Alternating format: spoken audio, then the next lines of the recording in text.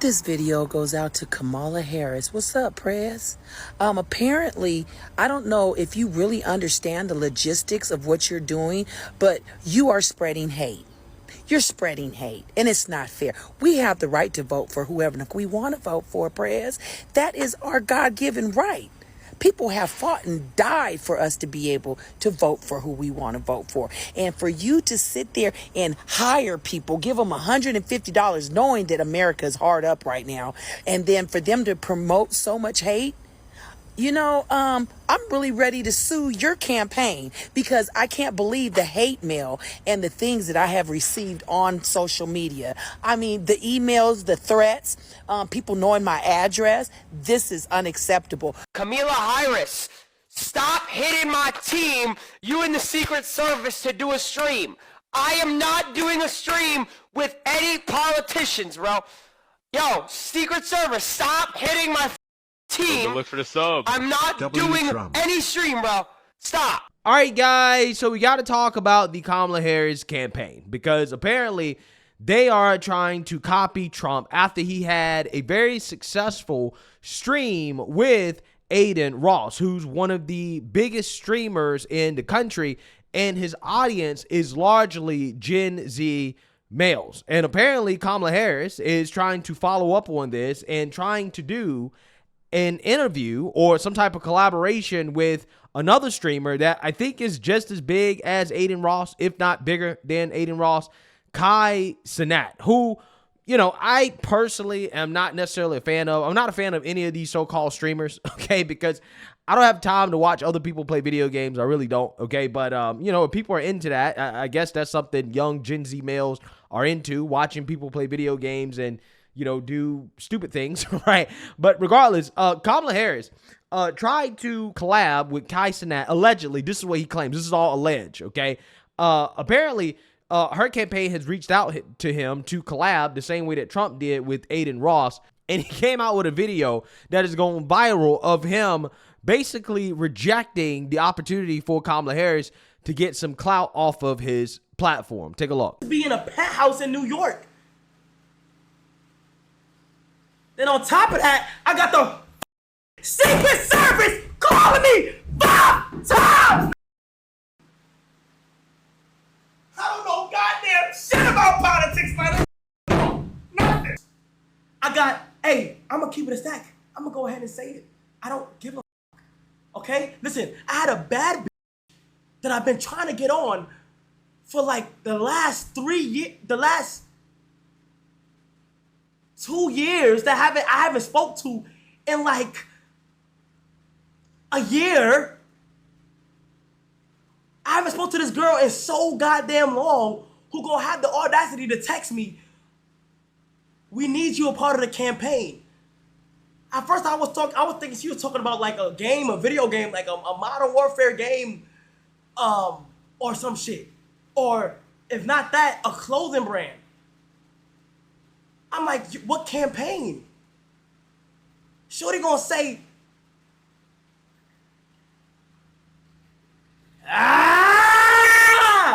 we're not gonna get into details. Say it right now. If this some way, somehow, something was to go into where I do the stream of politics, I'm going to be 100% honest. I'm going to sit on my stream and say, why did you guys call me? Like, you know, I don't know. I've never did anything with politics. And these blogs are like trying to say, yo, we gotta do this shit, Kai. And it's all the top blogs. But I'm like, bro, since when? Kai, hit me and tell me who sent you that text, man. Because whoever on Vice President Kamala Harris' team hit Kai Cenat to do a live stream, they need to be fired. Okay, stop letting social media run her campaign. You saw Trump go on Aiden Ross, and you saw the attention that garnered. You saw the headlines that got. You saw social media start saying the vice president needs to go on Kai Cenat, and you ran to go make that happen. Not even stopping to think, is this organic? Does Kai Cenat even care about politics? You know why? Does he even know anything about it? Have questions? He might be supportive of Trump. We don't know. No, he's not supportive of Trump. Cut it out. You don't know who he supports. I know he don't support no Trump. You know why the Trump Aiden Ross scream worked? Because Aiden Ross had real interest in Donald Trump. And I do believe politicians should absolutely meet people where they are, but it still has to make sense. Let it be something organic. There is a lot of places the VP can go to get in front of a younger audience. There are influencers, Kai age, you know. I don't know. Like I said, I'm all for meeting people where they are, but it also has to make sense. But Cenat has never even, I've never heard Cenat mention politics one time. Not even talk about it at all. No. So we don't know what his interests are, what he cares about, what he likes. Not at all. We know he's the biggest streamer, but besides that, he's never mentioned politics. If the vice president was to run the Kai now, she would just look like she's copying Trump. Mm-hmm. Yeah, so you seen that, you heard that. Okay, now despite these claims from Kai Cenat, I cannot say for certain that the Secret Service or the Kamala Harris campaign actually reached out to this guy about doing a collaboration or an interview. However, I would not be surprised because we know that Trump had a very, very, very successful interview with Aiden Ross. Okay, that stream was one of the most successful live streams ever. Had over 500,000 people watching it, okay, at one time, which is larger than a lot of shows on CNN. To be quite honest with you.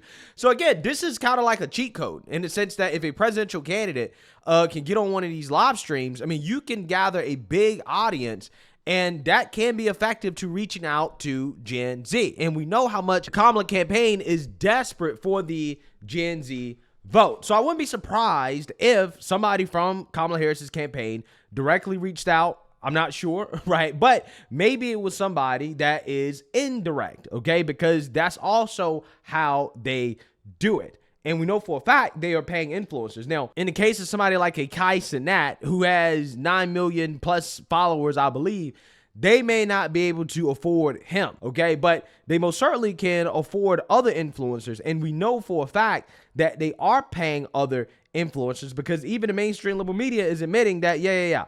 All of these influencers that are on TikTok that are pushing propaganda on behalf of the Democrats, yeah, they are in fact pushing propaganda. It is a script, and that they're being paid to say the things that they are saying. Take a look. Next. Now, Democratic organizations are flooding the creator community with cash and providing behind-the-scenes access. Come with me to meet the President of the United States. We just have to be working with them, and if we're not, we're missing a huge way that voters are getting information about the world. Rob Flaherty runs digital strategy, previously in the Biden White House and now for the Harris campaign. You think you just fell out of a coconut tree? He called the highly memeable Harris a massive asset as the campaign reaches out to thousands of influencers. What kind of coaching do you give influencers acting on behalf of the Harris campaign? Talking points, resources, base language. While Flaherty says the Harris campaign does not pay influencers directly, CBS News found a constellation of other Democratic political organizations that do. In May, Future Forward, the super PAC supporting Harris, hosted panels like Gaming the Algorithm and how advocacy can benefit your business. In the first 100 days of a Republican presidency under Trump, Project 2025 talks about sacking thousands of civil servants. Last month, Sunay says she was hired by Protect Our Care, a progressive advocacy group that relies on anonymous donors. She made a video warning about Trump's second-term agenda.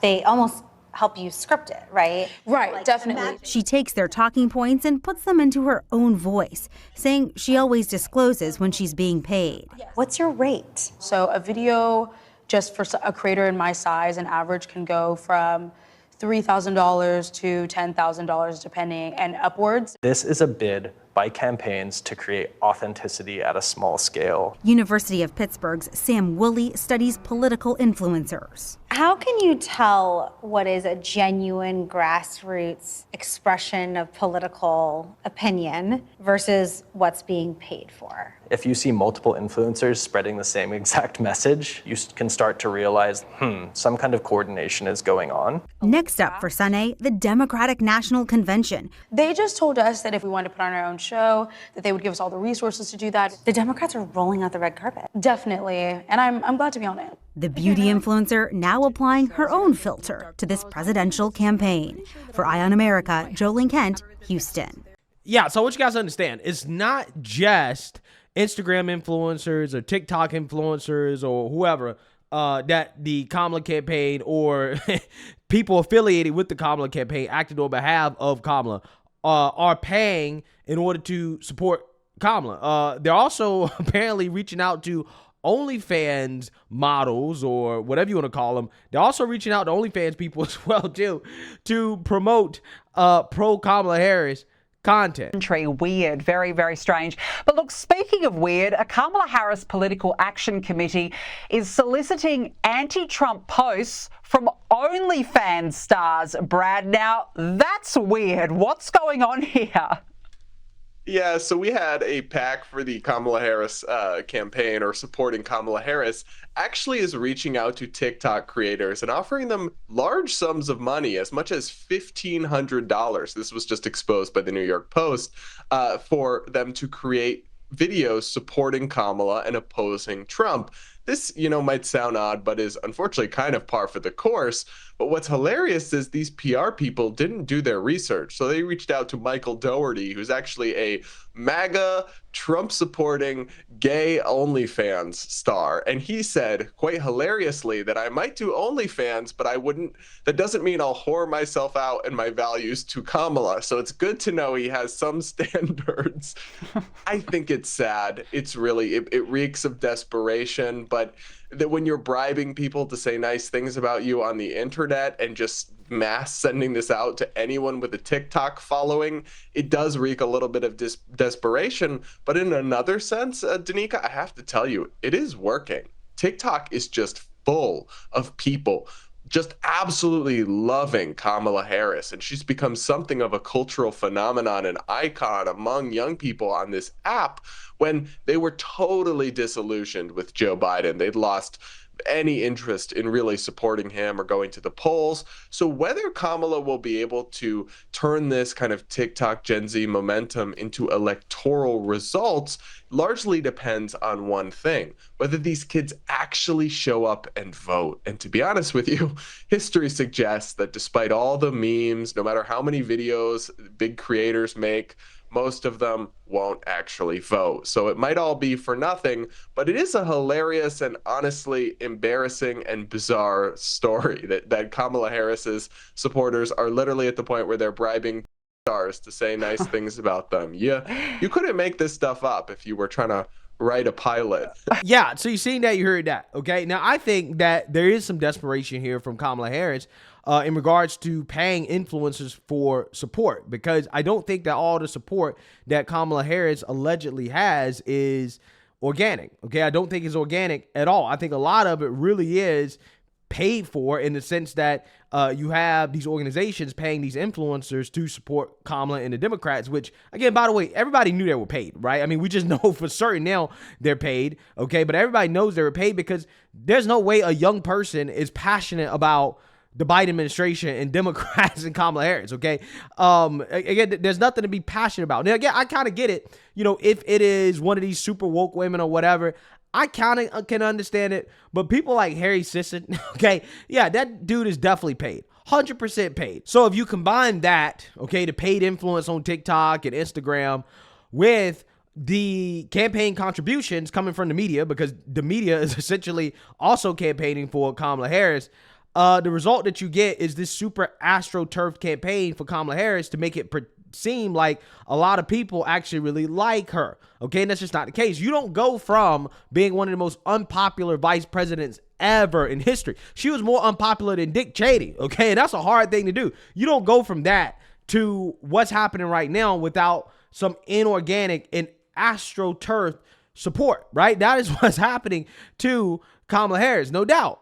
Okay, a lot of the so-called support she's getting is paid. I wouldn't be surprised if she was paying people to come to the rallies.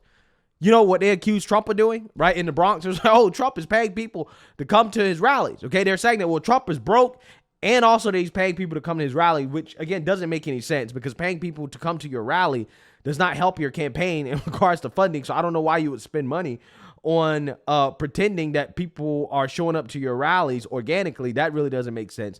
But I wouldn't be surprised if that's what the Kamala Harris campaign was doing. Wouldn't be surprised at all. Because every time Kamala has a large rally, she always has to have some entertainer, right? There's always some entertainer there. There's always some sideshow that attracts more people to come than people that would otherwise come just to hear Kamala Harris. So again, there's no doubt in my mind that a lot of this support for her is fake. However, that doesn't mean that it doesn't translate into real support. Okay, when you have all these people that are being paid, a lot of these dummies on the internet and watching these mainstream liberal media outlets, they don't understand what's happening, right? They don't understand that they are being subject to a brainwashing campaign from the DNC and the establishment. They don't understand that. They just are looking at, media, consuming the news, right? Watching their favorite influencer and thinking that, oh, okay, this person is doing this because, they really believe in Kamala Harris. It's like, no, they really don't, right? But you see everybody doing it, so it must be a thing, right? It must be a wave if you see everybody doing it. If the media and your favorite influencer and all these other people are supporting Kamala Harris, then it must be real, right? There must be an actual movement behind Kamala Harris. That's what a lot of people think. Okay, it really is a self-fulfilling prophecy that is happening right now where you see people continuously saying, oh, Kamala's gaining steam. Kamala's amazing. Kamala's going to win. Kamala is so great and blah, blah, blah. And people start to believe it, right? If you just continue to repeat the same things over and over and over again, people will believe it. And eventually that will translate into real support. So with that being said, all that is to say is that, hey, we can kiki and haha at Kamala Harris paying for support because it is desperate, but that doesn't mean that it doesn't work when you combine that with the Astroturfing campaign from the mainstream liberal media as well too. It does create an illusion that there's, again, real momentum behind Kamala Harris. And again, that could translate into real life. Okay. So, hey, it's one of those things that it is important to be aware of that, again, a lot of these people that are supporting Kamala are fake. Okay. They're paid to do it. But, a lot of people are really dumb and they get brainwashed by these paid influencers and they end up supporting something that they have no clue is terrible for this country, okay? Because their favorite influencer was paid to misinform them about Project 2025, right? To fearmonger and to repeat DNC talking points, okay? This is kind of where we're at in politics. And it's something that, people should be aware of, that this is what the Democrats are doing, okay, in order to make it seem like they have real support. So let me know what you guys think. Make sure you like, comment, and subscribe. Most importantly, share a Black conservative perspective. Peace.